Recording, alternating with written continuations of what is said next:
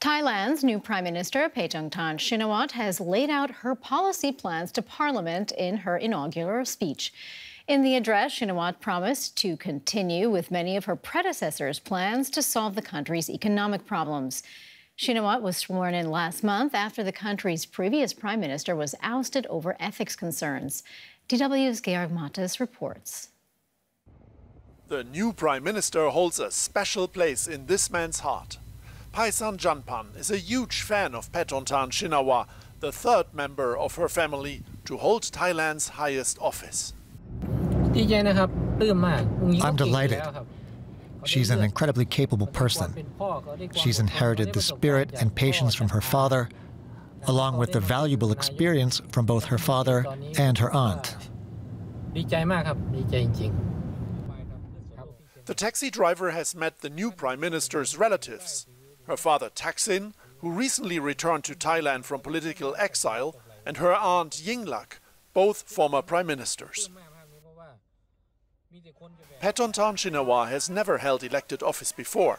She campaigned last year in the general election for her father's party and had to face allegations she'd be his puppet. I hope I can ask him for advice anytime that I want, but not all the time, 24/7 like that, because it's not possible. So I am my own person, and I have my own things and my own goals that I have to be achieved in the future. Improving living conditions for people like Janpan are included in her goals. But she also promised to reduce Thailand's national debt. Political experts agree that such promises are not key to staying in power. She has to deal with the traditional elites, the old elites, to keep them at bay, to keep them from staging a coup, to keep the courts from dissolving the party, and she has to keep the factions happy. You cannot do much. Janpan's former Shinawatra heroes were ousted by those elites and the military in coups. He says he's not concerned that pro-military parties, who used to be the Shinawatra's foes, are propping up the government of his current hero. We can't keep looking back at past problems and conflicts. It's time for us to join hands together and reduce conflict, while building a better country and future for our people. Before entering politics, Paetongtarn had been running the hotel arm of her family's business empire. Now she'll work here, the Thai Parliament, as the third Shinawatra Prime Minister. DW correspondent Georg Matthes filed that report, and he joins us now from Bangkok. Good to see you, Georg. So what more can you tell us about the new Thai Prime Minister's plans for her first term? Debt is top of her agenda, not just the debt of the Thai state, but individual debt that many Thai people hold. And part of the solution here is what her party, the Pure Thai Party, promised in the last general election in the campaign, is a so-called digital wallet. Basically, all the Thai people I've talked to in the last week here in Thailand too are currently registering with an online app to get hold of 10,000 Thai baht that the Pure Thai Party promised to 50 million Thai voters. That's about 300 euros that you get in digital money that you can spend on the digital economy. The idea being here to boost the digital economy. And that is also part of her promise and her intention to bring Southeast Asia's second largest economy back on track. Well, I imagine many people can be quite happy with getting some free money from the state. But as you also mentioned in your report, there are critics who are calling the new prime minister a puppet of her father. We even heard that soundbite from her saying she was going to be asking him for advice.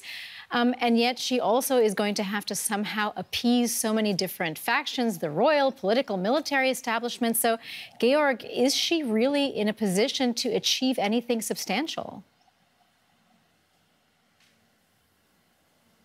I talked to a lot of experts in the past days, and they all agreed that basically this is her chance to convince voters that the Pure Thai party, her party, holds some of the answers how to move the country forward. And moving forward really is the key word here, because the last general election was not won by her party. Her party is the second runner-up. The last election was won by a party, the Move Forward party, that was forbidden by the Constitutional Court, a party that promised radical institutional change to Thailand. And that is why within the Thai population, the expectations are really high that something has to change in this country to get it more vibrant, to get the economy back on track, to move the society forward. And I think this is her chance to fulfill some of those promises, fulfill some of those expectations, while at the same time not risking to lose the elites that have so much power in this country. And yet, Paetongtarn's father and aunt, as former prime ministers, were both ousted from office. What's the danger that this could also happen to her? Yes, of course, technically a military coup can always happen in this country. However, a lot of people have told me that they don't think this is a likely scenario. Thai people are very tired of a pro-military government, which they had now for many years. So that is not something so much on the cards. However, a bigger challenge is really the Constitutional Court that has dissolved the Move Forward party, the party that had won the general elections, the court that basically had uninstalled her predecessor, Seta, which may open the door for her to come into government. And that is really the question here. Can she balance the interests in the elites in Thailand and fulfill electoral promises in order to move the country forward? That we'll have to see. That was DW correspondent Georg Matthes in Bangkok. Georg, thank you so much for that. We appreciate your reporting. To find out more what Paetongtarn Shinawatra can actually achieve, I talked to Jakrapob Penkair. He's a former diplomat, a close friend of the family, and was himself for many years in political exile. Mr. Jakrapob, Thailand has a new prime minister, and with her, a powerful political dynasty has returned to the country. Who are the Shinawats? Well, I have to ask you back, for whom? For Thai elites, the Shinawat family is a stranger who became known later to them.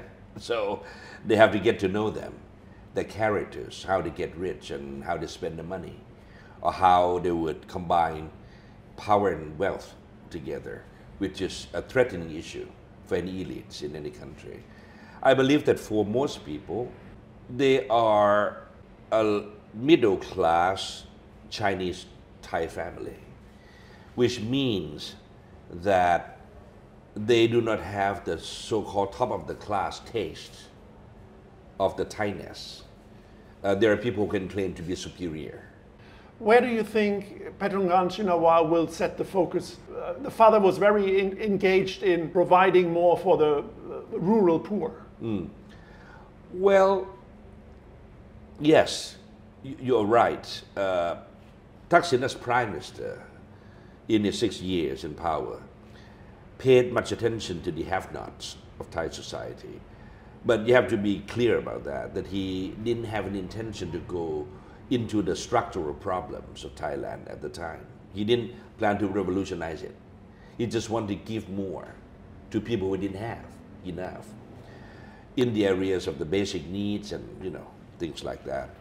I think Paetongtarn, or the current prime minister, would be different in the sense of being born in the different eras. Some people in Thailand say Paetongtarn Shinawatra is a puppet of her father. Is she? As for me, studying for a puppet is not bad. Then you can grow out of it. And to grow out of it would make her a stage person if you want to. Lots of people start this way and then became something else. That's up to her. The real question is how to distinguish her from the father. That's what she should be keeping, that to herself. So where is she different? What does she stand for? I think she can use her so-called less political sense to bring in the outside perspective into politics more than her father. Her father became prime minister later in life, but his interest in politics was way before that. In other words, he he took interest in politics a long time. The daughter did not. She was some kind of a normal person, let's say, a non-political person before she became political. So if I were her, I would use the two halves. She's now 37 years old. And she's now the youngest political leader in Asia. Oh, is she? Oh, wow. That's nice to know. I didn't know that. I wouldn't be surprised if she would have some grudges in her, some anger in her. She grew up in the ruins of it, of how her father and her family were destroyed and attacked. That was her time. That was her maturity, you see. So when I met her before she became prime minister, the only thing that I cautioned her is that don't be angry. Control your anger, and the rest will be fine. Why is that important to control the anger? Because perhaps it's powerful. If you don't control your power, then it becomes abuses very easily, you see. Because when you use power, it means that politics would be there. So everyone would play political. When you favor one person, the other 10 would be dismayed, you see. So you have to manage that. So if you if you add your anger into it, your sentiment to it, it's even more complicated. I couldn't imagine it. So I cautioned her not to go there in the first place. She's never run in a public office or had a political post. How prepared is she to take on the big job? I would say to her age, she's quite prepared. Probably not as prepared as people who are more senior than her. But for her age, for her length of time in life, well, think about it. She became the so-called leader of the Pheu Thai family.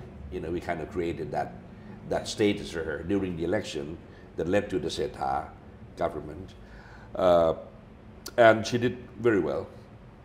That changed her perspective from being away or distant from the public, from the mass, in becoming one, you see. She developed her mindset. Let me put it simply. She decided she liked it after those weeks. Is it an asset for her to have this family legacy of other prime ministers in the family, or is it a burden? It's a curse. That she can be using it as a base to distinguish herself from everyone else, including her father. It's a curse in the sense that there are some grudges, there's some dismay, there's some mistrust, there's some, that came along with the Shinawat's name that she has to bear. And it's not her doing, you see. But she is in a position to optimize it to her favor. I think that's a privilege that one can receive in life, you see, in directing your own faith. Why is it that in Southeast Asia it's always family dynasties that are running countries? We don't have any other systems except family ties and friends. There is a very personal society compared to the Western one. We create system and we don't like that, so we come back to people. In the West, I presume that people create system and feel comfortable in those systems. We are not. We want to know people that know the rules, you see. No one cares about the laws. They care about who is enforcing them in this country, at least.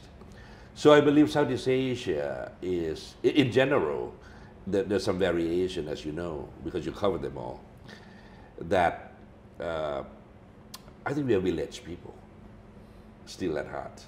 In other words, we have to know people. So when a stranger comes, even a stray dog comes, we want to know them. We want to understand them. And when we fail to understand them, problem occurs.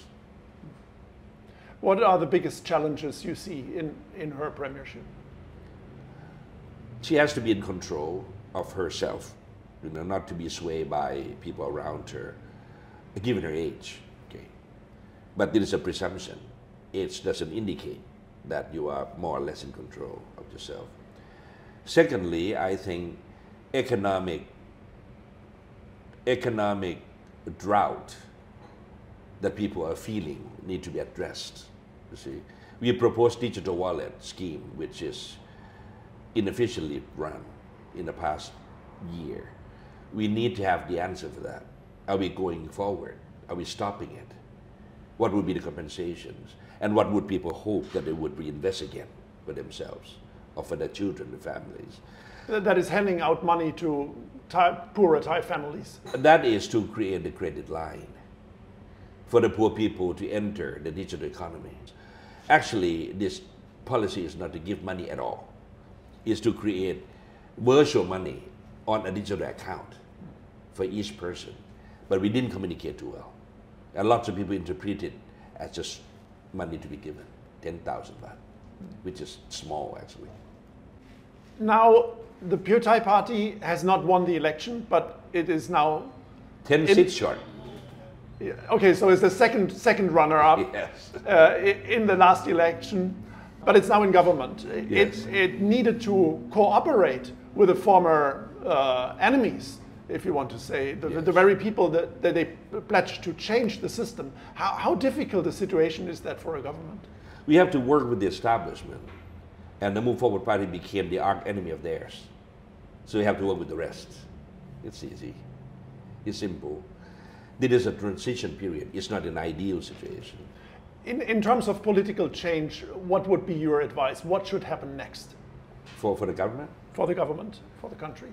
To make it more touchable, I think the whole communication apparatus need to be improved. We have to do more international works. Thailand kind of forget that we have the world around us in the past. So we have to emphasize on the roles of the Deputy Prime Minister on Foreign Affairs, the Foreign Minister, the Thailand's trade representatives, which are 5 of them, and all the ambassadors around the world. In other words, we have to have Team Thailand working again.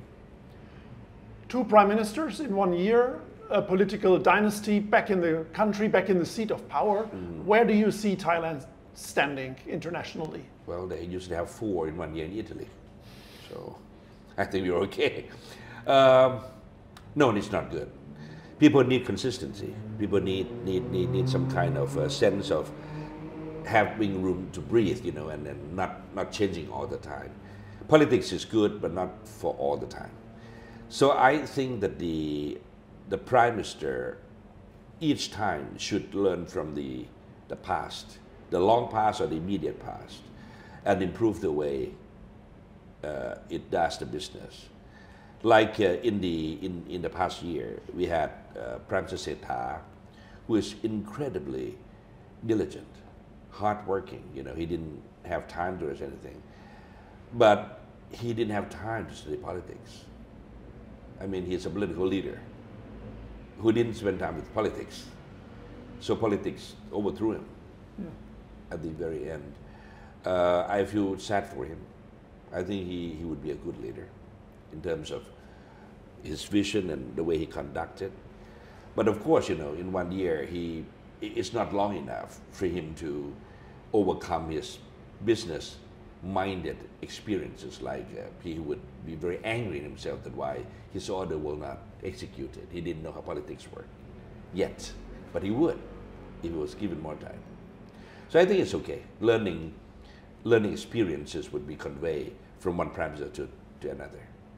From the perspective of the conservative elites in the country, potentially also the military, it is now the political foes who are in power. Are you concerned about another coup in Thailand? Not really. I think the possibility of the coup is still possible in Thailand because it's not hard to stage a coup in Thailand. But it would be harder for them to stay in power. So it's about the first strike, second strike theory. I mean, if you know you would be bombed even more, maybe you don't launch the first strike. So the deterrence is people's awareness of it. But what I'm concerned actually is another issue. You know, there's infighting in Myanmar today. I mean, civil war, the minority groups, next to Thailand's border.